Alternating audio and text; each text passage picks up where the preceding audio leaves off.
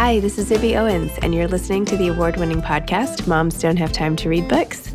I'm also the host of Moms Don't Have Time to Lose Weight, and I'm the editor of the anthology, which you should run out and buy, called Moms Don't Have Time to, a Quarantine Anthology.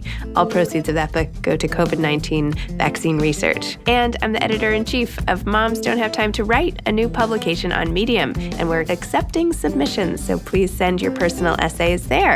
And if all that isn't enough, you can follow me on Instagram at Zibby Owens, and my website is zibbyowens.com. Okay, now back to this amazing podcast. Bethany Saltman is the author of Strange Situation, A Mother's Journey into the Science of Attachment.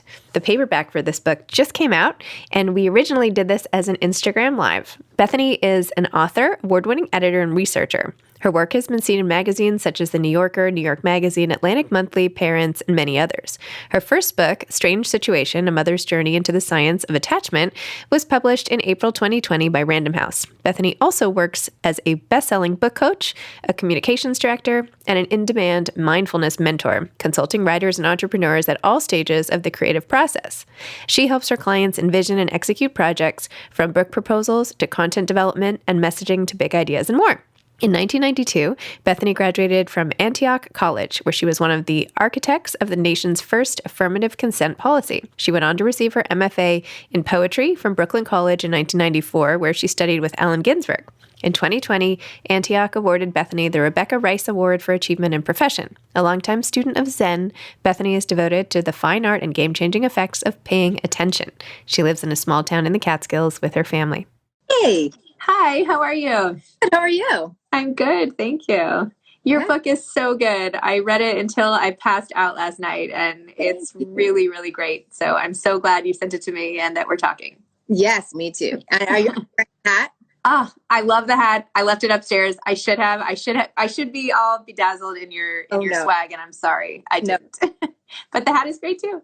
Good. So tell everybody what Strange Situation is about. Yes. Well, Strange Situation is a book about how when my daughter was born 14 years ago, she's in the next room at school. I loved her dearly. I felt all that squishy love and affection, and I still felt like myself. And so I was really taken aback by that. I had this idea that once the maternal love glow set in, it would eclipse everything else about me, things that I wasn't so crazy about.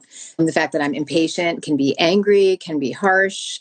I grew up in not the most loving home. And so a lot of that came out, and it surprised and frightened me, frankly, and made me feel like there was really something wrong with me. So I went on this 10-year journey trying to understand what the nature of maternal parental love is. And that took me into laboratories of attachment and into the life of Mary Ainsworth, the developer of The Strange Situation and one of the mavericks of attachment theory. Unsung. I love how you tracked down her letters and you traveled all over and accosted some white-haired person for all of her stuff. This is true passion that you have for this project. It's awesome.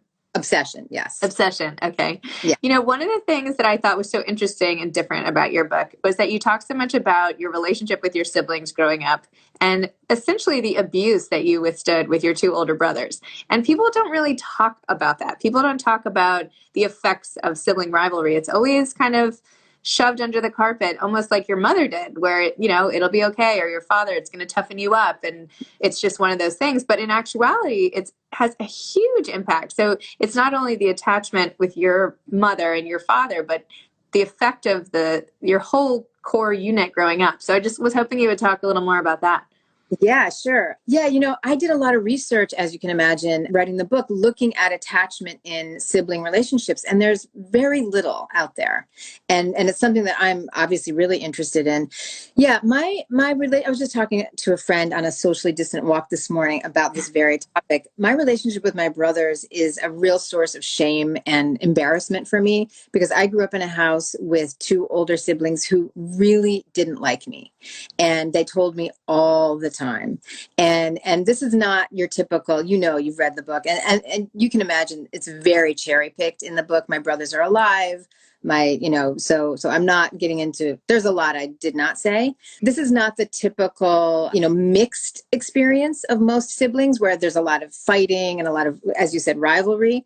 but there's also love and affection and protection. That part didn't really exist. And I think, part of it is that one of my brothers, I believe, has some undiagnosed mental health issues. And I feel very badly for him, frankly. The other brother who's in the book, has expressed his sorrow and his sadness about having grown up that way. And he, interestingly, has raised very close siblings. So, do what you will with that. So, but I did grow up in a house where people didn't like me, and they told me all the time, and they were really hard on me. And my parents, 1970s, said, it'll make you tough. And the fact of the matter is, I'm tough. But I don't always want to be tough. And so that's my fish to fry. But you said in the book, it made you tough, but it made you so angry, right? It wasn't just the toughness. It made you hurt and made you angry and so many other things. And, I'm glad you said that about your siblings having an undiagnosed disorder, because I was sort of thinking that as I read it. Not that I'm any sort of expert on this, but I was thinking, how is that even possible that the brothers could be like that? Like, there's no reason for that. And, not like if I got on Instagram Live and I didn't like you, I'd be like, oh yeah, it's justified. Right. But I just mean in any sort of family. He did like that. Period. Yeah. Period. I had a lot of compassion for my brother, my middle brother, who was obviously suffering, because I knew as much as he hurt me, I wasn't suffering at the level that he was. Even then, I knew that. And so that is really the heart of the matter as far as the attachment is concerned. My mother, even though she was, maybe not as hands-on as we would have liked her to have been, and she also feels regret about this. This has been a difficult process for her to read these reviews of people saying, Saltman's cold and distant mother. She's just like, oh my God, it hurts her so much. But it's a testament to the fact that we actually do have a securely attached relationship, that I could notice these things about myself and my brother growing up, continue to be curious about it, try to understand it, metabolize it, get to the heart of it, wrestle with it, and that I can be talking to my mom about it now, And so that's why this attachment work is such a surprise. And it is not what Dr. Sears says. It's the opposite. It has nothing to do with a checklist of behaviors. I really want everybody to hear that. It's about what's going on in the inside of us. And we learn how to manage ourselves by the way our parents know how to manage themselves. And so it's generation after generation of this capacity to reflect. Wow. Yeah. And then you could take that whole relationship and extrapolate it. And you dove deep into this research. So you had these alternating chapters. Did you always know you wanted, like, where did the impetus for this project come from? Did you know already that you wanted to include all the research? Did you want to get your own story off your chest in a way? Yeah. Did that come later? Like, how did this all sort of germinate and become this book? I didn't want to write a memoir. As you said, I'm in love with Mary Ainsworth, the developer of The Strange Situation. So I really wanted to celebrate her. I have been a personal essayist for many years and a poet. That's my training. And so the idea of writing a book was just totally overwhelming. My editor at Random House insisted that there was a memoir component. The book came out of a piece I wrote in New York Magazine several years ago that, went viral or whatever. And it was about myself, but it was in service to this idea of attachment. And that's how I've positioned it all along. And that's what I really want the book to be. Not so much about me, but about my story as just as a way of understanding attachment, as an example. Tell that to my family. They don't necessarily feel that way, but that's the intention. So how are you dealing with their feelings about this book? I'm dealing with it head on. That's what I do. That's how else are you going to do it? Bring it. I'm letting it in. I'm listening to my mom. She's hurt and she's read many, many, many drafts. And so many people who read the books say that my mom is the hero. And that's how I meant it. But it's hard for her to see it that way because she gets really caught on like, what do you mean I didn't pack you good lunches? Or what do you mean, and that's the least of it.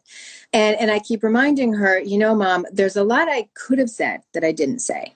So let's just remember that. Oh, I kind of like, I don't know if my kids said that about me, how I would feel about that. I don't know. Like, it's hard, but people have said to me, you're so brave for writing this book. I don't experience it that way. I feel so passionate about helping other parents de-shame the experience of being human. That is my goal in life. And so, I have taken so much care with my mom, with my family. I've offered everybody many opportunities to read it, to tell me how they feel. I've changed lots and lots of details to protect them, to help them feel comfortable. I feel like it's worth it. And that, I'm sorry. And my mom she's really proud. She's ridiculously happy. But, there is a hurt heart in there, which I am trying really hard to help her heal. We're healing together. And so to me, that's a beautiful thing. Am I prepared for, all kinds of hurt later when Azalea, my daughter, reads this and has her reactions? As well as I can be, but I'm willing to give it a go because why not? Well, one thing that really stuck with me, well, not really stuck with me, I mean, I just read it, but you were talking when you were talking about your mom, and you said how you wish that she had spent less time taking care of things and more time taking care of you. Yeah. And that flashed like a warning light to me as I'm spinning around the house all the time, picking up and putting away and wiping down and throwing in the laundry. And I'm feel like a whirling dervish half the time. Yeah. That is there enough time where I just who cares about the house, right? Is there enough time to just sit down and look eye to eye and just forget about, and how do you balance that without the house becoming a disaster and all the rest? So especially these days when our home is, we're sharing our home with our kids and the new puppy, if you're in my family, and, I'm going bananas. So I really hope that people can get from this book that, yeah, I wish that she had spent more time with me, but I'm actually okay. And that's really the point. And I'm sure your kids are okay too. And Azalea's okay too. Even insecurely attached kids are okay. That's what Mary Ainsworth said. By and large, most of us do just fine, notwithstanding, all the neurosis in the world, all the chaos, all the hurt. Yeah. To be securely attached means to appreciate the hurt, to feel the hurt, to feel our pain, and to recognize that that's okay too. And that we value love, we value attachment, we value relationships. And if we aren't able to do that, we can move ourselves in that direction simply by trying to build more awareness into our lives. It's free, it's accessible, it's always here and at the ready for us. So, yes, I get it. It's scary. It can be really scary. Like, oh no, Saltman said this and I'm doing this. But if we can, move away from that as much as possible into okay, so there's going to be something. My kids are going to be, I'm going to screw them up somehow. If it's because I'm so busy with the house, it could be worse. And I'm sure you spend lots of time. No, I do. They are securely attached. They are. I was just saying as an example. Well, can you hold your book up one more time, and then to be continued for a more in-depth conversation. But in the meantime, Strange Situation by Bethany Saltman. So thank you so much for coming on and discussing it with me. All right. Bye. Thank you so much. Bye. Thanks for listening to this episode of Moms Don't Have Time to Read Books. Don't forget to follow me on Instagram at Zibby Owens and at Moms Don't Have Time to Read Books. Also sign up for my newsletter at zibbyowens.com and sign up for my virtual book club and meet lots of authors on Zoom every other week. Thanks so much to Steve and Ryan at Texture Sound for the sound editing. And thank you to Morning Moon Productions for providing this fantastic intro and outro music.